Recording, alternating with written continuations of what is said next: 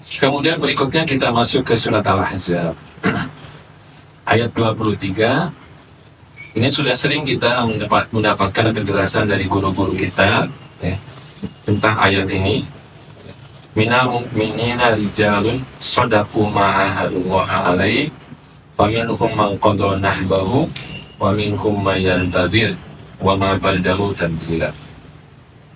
Di antara orang-orang mukmin ada rijal ya, ada rijal yang menepati apa yang telah mereka janjikan kepada Allah, dan di antara mereka ada yang qada nahbahu, dan di antara mereka ada yang tadir, menunggu-nunggu, wa ma badalu tabdila, dan mereka sedikit pun tidak mengubah janji. Itu versi terjemahan. Nah, kita lihat di sini dengan bilisanil arabiyyin mubin ya, maka kita akan menemukan kalau saya jelaskan dengan SPOK ya, subjek, predikat, objek, keterangan. Itu kan struktur kalimat dalam bahasa Indonesia selalu begitu, SPOK ya. Nah, dalam ayat ini juga sama. Minal mu'minina itu K-nya, itu keterangan. Kemudian rijalun shadaqu ma ahadullah alaihi itu S-nya, itu subjek. Jadi mubtada khobar. Jadi normalnya adalah kalimatnya jadi begini. Rijalun shadaqu ma ahadu alaihi minal mu'minin ya. Jadi normalnya minal mu'mininnya di belakang. Nah, kenapa ditarik ke depan? Ini subhanallah ya, luar biasa Allah ya. Tujuannya adalah untuk memberikan highlight, menggarisbawahi, ngasih stabilo, ngasih tebal di bold minal mu'minin. Berarti kan kita diajak untuk memberikan ziyadatul ihtimam, memberikan penambahan perhatian kepada minal mu'minin ya, itu sama. Yang kedua rijalun. Nanti kita balik lagi ke minal mu'minin. Rijalun ini kalau kita tidak menemukan penyebutan lawan gendernya, tidak ada nisa di situ ya, berarti ini bukan laki-laki ya. Ar-rijalu qawwamuna 'alan nisa, itu kan ayat yang kita mendapatkan rijal dengan nisa disebutkan, berarti laki-laki perempuan. Di sini nggak ada. Maka para ulama menjelaskan ini bukan jenis kelamin, tapi menunjukkan sosok yang ksatria, sosok yang tua, mental baja, kemudian memiliki sifat-sifat yang terpuji, syakhsiyah baris, rijalun itu. Ya. Kemudian dengan bentuk nakiroh itu berakhiran tanwin, tidak ada alif lam, itu maknanya adalah indefinitif, open gitu. Bisa siapa saja loh, gitu. Bisa siapa saja rijalun itu. Ya, gitu. Kemudian ada makna yang lain dengan tanwin itu, akhiran tanwin itu, artinya untuk litakzim, untuk memuliakan, meninggikan, membesarkan. Itu dengan tanwin. Saking tidak bisa diukurnya gitu. Jadi kalau ada ustadz yang kita nggak tahu kapasitasnya, pokoknya luar biasa gitu. Cara litakzimnya itu dengan nakir, ustadzun. Ya, ini dalam bahasa Arab. Nah, berarti ini bicara tentang rijalun, tokoh, ya, yang punya kekuatan akhlak, gitu ya. Yang kenapa minal mu'mininnya di awal kan? Karena ini menjadi suatu prasyarat, prakondisi kelahiran rijal itu dari minal mu'minin. Mu'min itu isim, beda dengan amanu. Amanu itu fi'il, jadi dia fluktuatif gitu ya, merupakan fungsi dari tempat, waktu, circle. Nah, itu kalau kata kerja begitu. Kalau gabung dengan circle-nya yang senang ngaji, ya dia akan naik di mananya. Tapi kalau nanti circle-nya hobi apa misalnya, itu akan ya mengkondisikan juga, mengikuti. Nah, itu kata kerja atau fi'il. Nah, ini mukmin berarti keimanan yang settle, yang sudah stabil. Inilah kondisi kelahirannya rijal. Jadi kalau sudah terbentuk ya dalam suasana penjagaan keimanan yang stabil, dan disinilah fungsinya tarbiyah. Maka ketika dilahirkan rijal di situ, ya, dia akan bisa kita utus, ya. Utus ke aud, ya, ke legislatif, utus ke pilkada, ya. Kemanapun dia akan aman, karena dia dilahirkan dari al-mu'minin, minal mu'minin. Itu rijal. Jadi menjadi masalah ketika kenapa ya ini kan ada juga alat dari kita ya begitu misalnya ya silakan dicek bagaimana penjagaan keimanannya gitu. Makanya ini fungsinya upah ya, fungsinya kita tetap circle kita jaga dan tawassul bil haq tawassul bis sabr itu ya memberikan jaminan kita tidak termasuk ya minal khosirin. Innal insana lafi khusrin illa alladziina amanu, itu gimana nih? Wa amilus sholihat wa tawassaw bil haqq wa tawassaw bis sabr. Harus ada gitu tawassaw. Jadi ini rijalun yang dilahirkan dari minal mu'minin. Ya. Nah, nanti ada dalam Al-Qur'an itu penyebutan rijalun ada beberapa tema di situ. Ya, tapi saya ingin yang bentuknya jamak, yang plural ya, yang jamak, yang rijalun. Kalau mufradnya adalah rojulun. Ya, itu hebat banget kalau kita baca di halaman kedua surat Yasin. Wajah amin absol madinati rojulun yas'al. Rojulun yas'al. Ini kisah seseorang yang dia melihat ada kemaksiatan, ada pelanggaran, ada masyarakat yang bebal, tidak mempan ketika didatangkan dua nabi, ya, sampai Allah nambah fa'azazna bisalis, ditambah dengan 3 nabi pada satu kota, tapi nggak mempan. Ya. Kemudian ada si rojulun yang min aqsal Madinah di ujung kota, gitu, ya. Dia mendengar gitu tentang nilai-nilai dakwah yang disampaikan ini. Biasa dengan berbagai metode, baksos lah, gitu ya, kesehatan lah, gitu. Ya macam-macam. Dia dengar gitu, tapi nggak menghasilkan ya loyalitas saat dibutuhkan.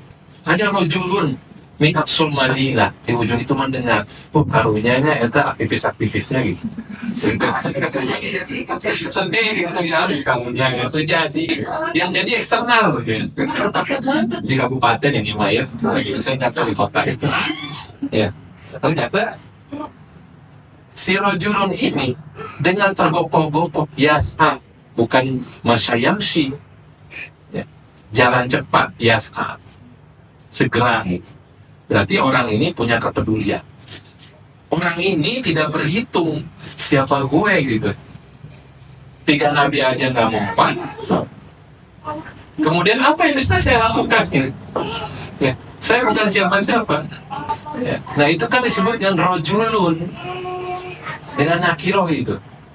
Berarti kalau nakiroh itu siapapun bisa jadi seperti tokoh ini yang punya kepedulian. Ya, nggak mempan untuk sekelas, ya, misalnya sekelas ketua DPD nggak mempan ya menasehati. Ya, sekelas ketua DPC nggak mempan untuk apalagi saya. Jangan begitu. Jadilah rojulun yas'a. Ya, nah. Ada, saya kembali kepada rijal yang penyebutannya jamak kan. Ini kan juga berjamaah kan.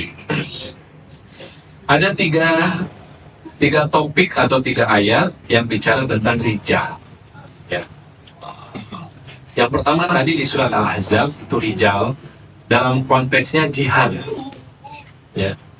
Dalam konteks jihad itu ada rijal, ya, yang dia menepati janji. Yang kedua itu di surat At-Taubah, surat 9 ayat 108. Ini bicara tentang masjid di orang, ya. La takum fihi abada la masjidun ussisa ala taqwa min awwali yaumin ahaqqu an taquma fihi rijalun yuhibbuna ayyatahharu wallahu yuhibbul muttaqin. Jadi kata Allah, itu ada rijalun, ada seseorang yang punya sifat yuhibbuna ayyatatahharu. Dia itu senang banget dengan kegiatan detoksifikasi, kegiatan tazkiyatun nafs.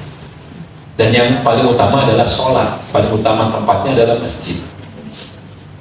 Jadi inilah rijal yang kedua yang bisa kita lihat bagaimana dalam sholatnya. Subhanallah ya.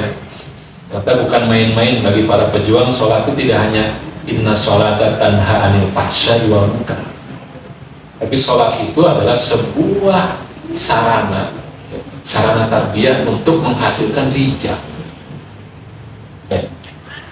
Jadi silahkan dilihat ketika sholat itu kan dia menunjukkan pertarungan. Siapa yang akan dimenangkan ketika adzan? Itu kan sudah muadzinnya menyebutkan Allah Maha Besar loh, gitu. Allahu Akbar. Itu dengan isi tafdil, ya. Itu komparatif membandingkan.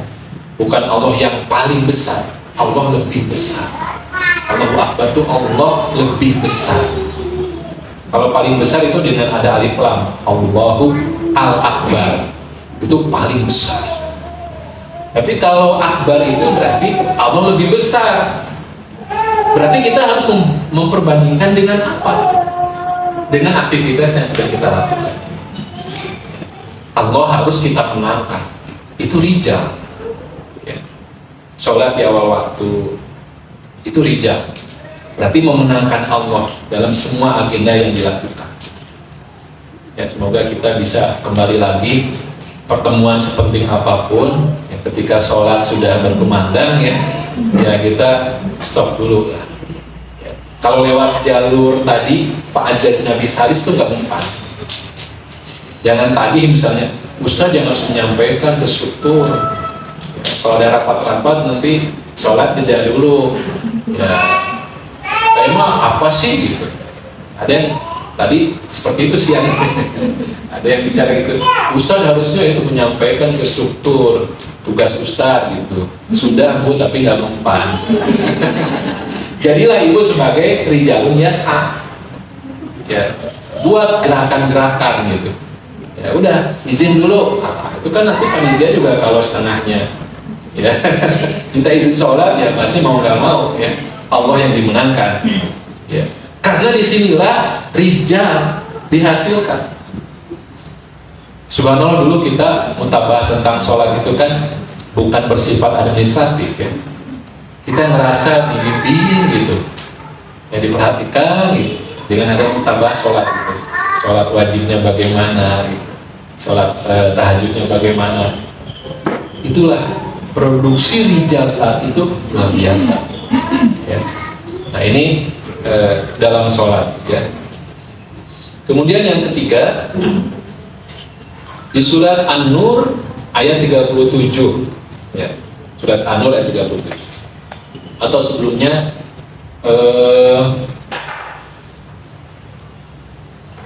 ketika bicara tentang orang yang bermasalah secara keimanan, itu juga bisa dilihat dari sholatnya.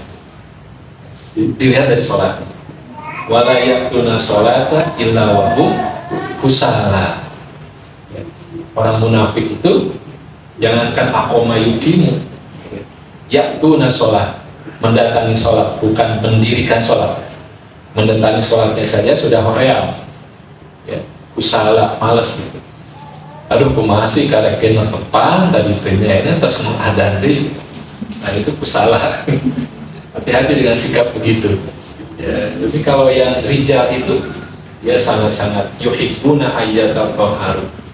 Bukan saja sholat ya sebagai gerakan dan gugur kewajiban, tapi sholat itu dalam mindsetnya adalah kegiatan untuk yatatahharu. Ya. Jadi kalau sudah bersih jiwanya, maka dia akan punya kekuatan untuk melakukan amal.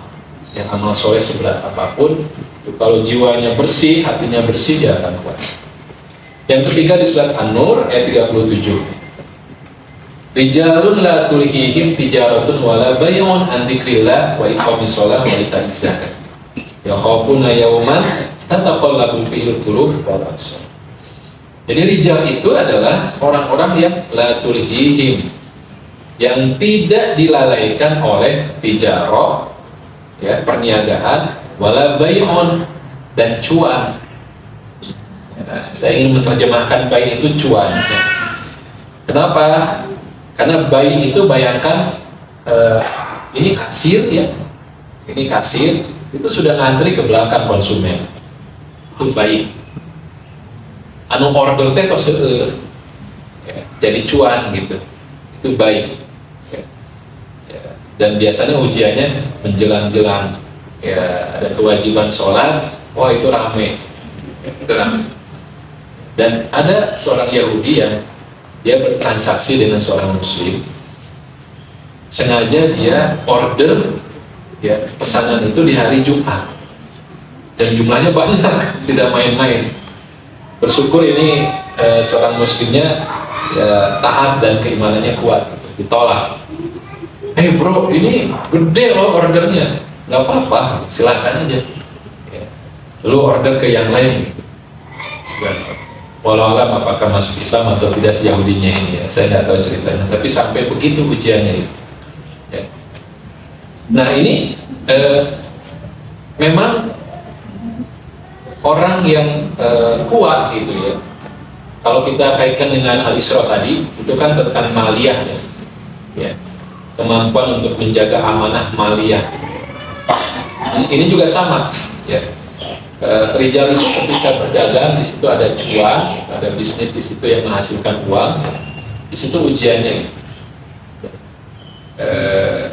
Saya ingat nasihat Ustaz Al-Hai, beliau mengingatkan tentang ayat yang mengajak dzikron katsira, zikir kepada Allah dengan jumlah yang lebih banyak, itu dalam dua kondisi. Pertama dalam peperangan, itu di surat Al-Anfal, ya.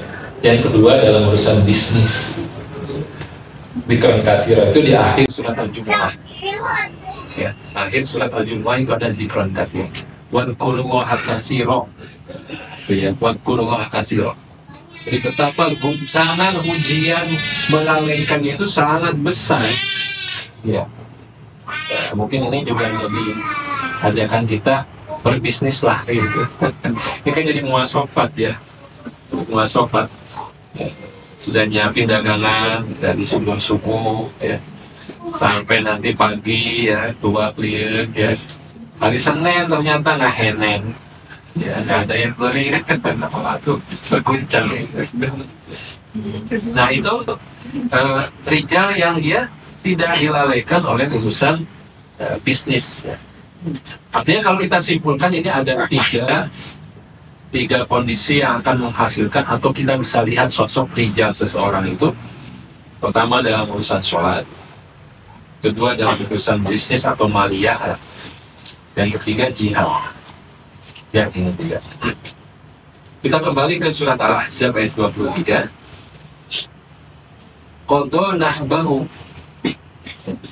Jadi orang-orang yang rijal ini menepati janji mereka kepada Allah, dan dalam situasi qadha nahbahu. An-nahbu ini artinya seperti nazar, ya, yaitu apa yang ditetapkan seseorang atas dirinya untuk dia lakukan.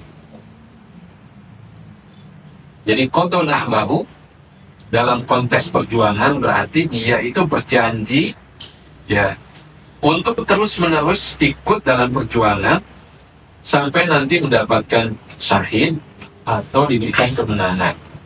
Itu qadha nahbahu.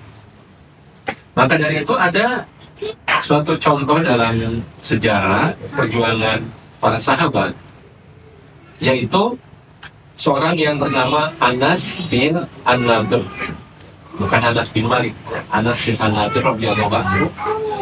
Beliau tidak ikut dalam perang Badar karena Rasulullah sebagai qiyadah itu tidak pernah mengumumkan peperangan kecuali sekali saja, yaitu perang Tabuk.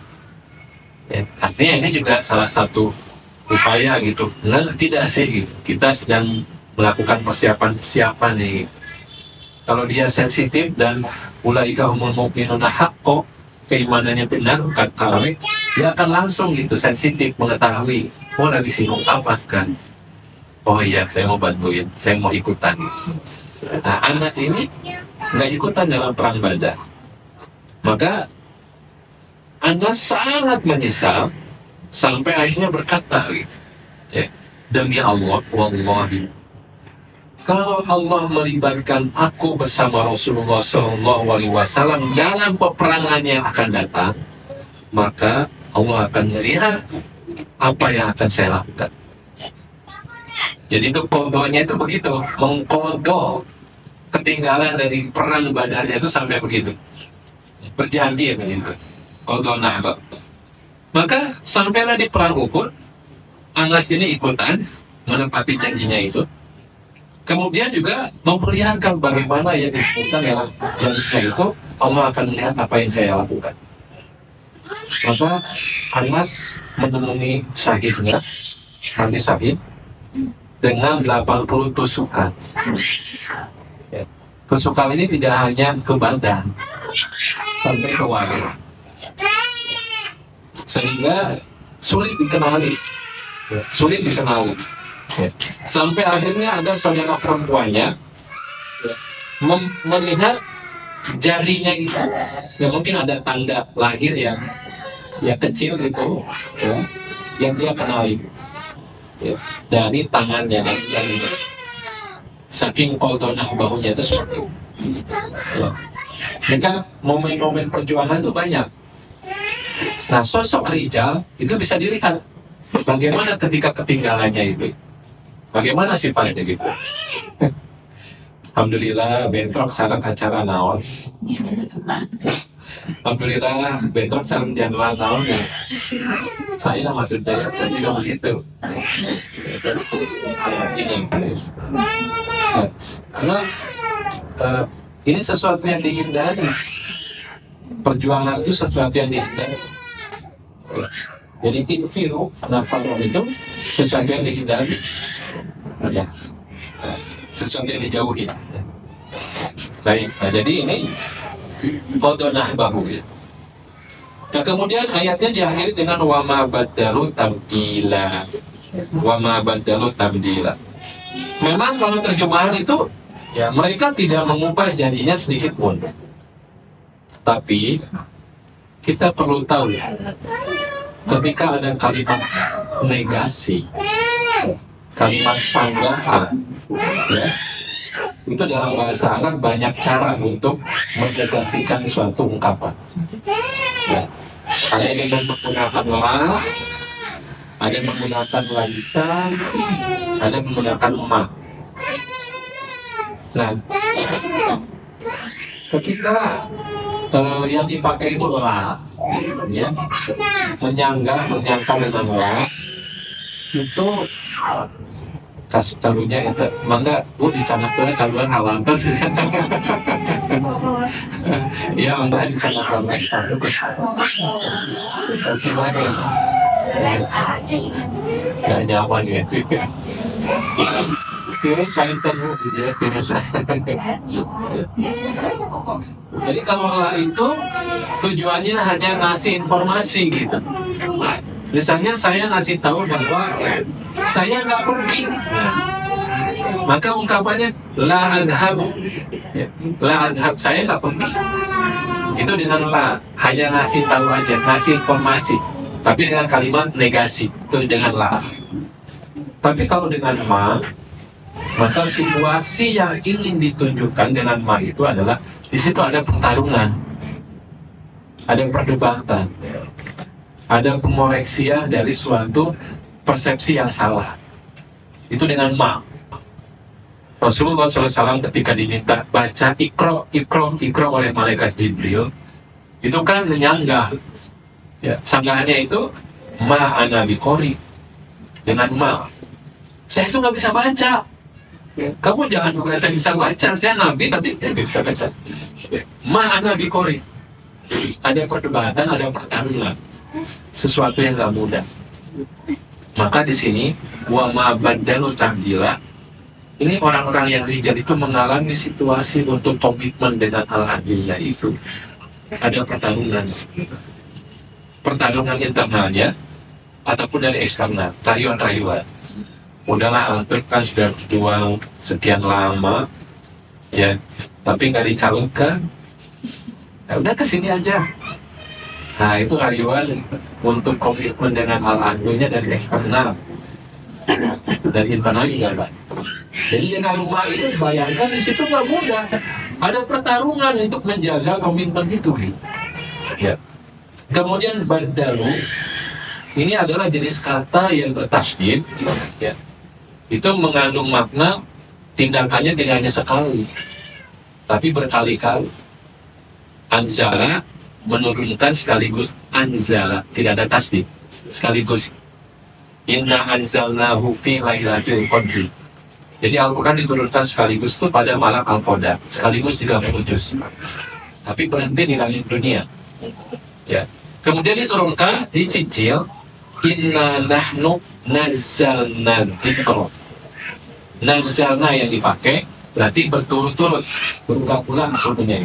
Itu dengan nazzal. Bandala yubadilu tabdilan, berarti itu situasi yang berulang-ulang. Ada situasi yang berpotensi untuk menggagalkan komitmennya itu. Berulang-ulang. Wama badal itu tidak mudah. Ya. Mungkin nanti dari dari pasangannya, dari teman circle-nya itu yang tadinya sudah PW nyaman, kemudian dari grouping gitu, dari jarak, mungkin cuma itu gitu. Ya. Saya ditahan-tahan di kabupaten ibu-ibu, saya udah menjerit-jerit ya, balik kita ke kota. Ya udahlah, ya pertahanan. Nah itu wama badal tabdilan itu banyak banget. Ditambah dengan tabdilan, sebetulnya itu tidak nambahin apa-apa dalam terjemahan, tapi tabdilan itu mentaukid. Ya, kalau kepada otot itu disuntikan steroid, gitu. Tabdilan itu namanya maf'ul mutlak. Ya, jadi kalau saya ditanya, Ustaz atas tuang, ditanya begitu, saya jawabannya akal tuh. Saya sudah makan, Bu. Nama Ustaz, itu ayah di situ ada kebuli, ada semut jengkol, itu mana gitu. Saya nolak tetap gitu, meyakinkannya dengan maf'ul mutlak. Ibu, akal itu aklan. Aklan itu maf'ul mutlaknya. Saya beneran sudah makan, sudah kenyang. Itu bisa dipahami ya. Wa ma badal tabdilan itu luar biasa, dahsyat banget gitu. Ya. Makanya Rijal ini nggak main-main dalam jihad ini. Wa ma badal tabdilan.